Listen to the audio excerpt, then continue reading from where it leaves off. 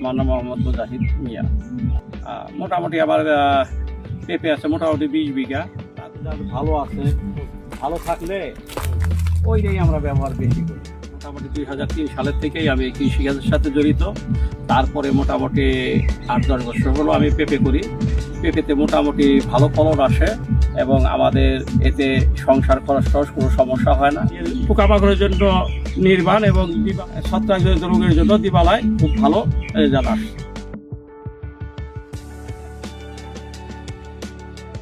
Green বাংলার সব পণ্যই result ভালো। গ্রিন বাংলার পক্ষ থেকে আমাদের কৃষি অফিসার যে সহযোগিতা দেয় তাতে আমরা অনেক লাভবান, কারণ সময় মতো এরা আসে এবং এদের যে ঔষধগুলো এগুলা পেঁপে ক্ষেতের জন্য ভালো কার্যকর।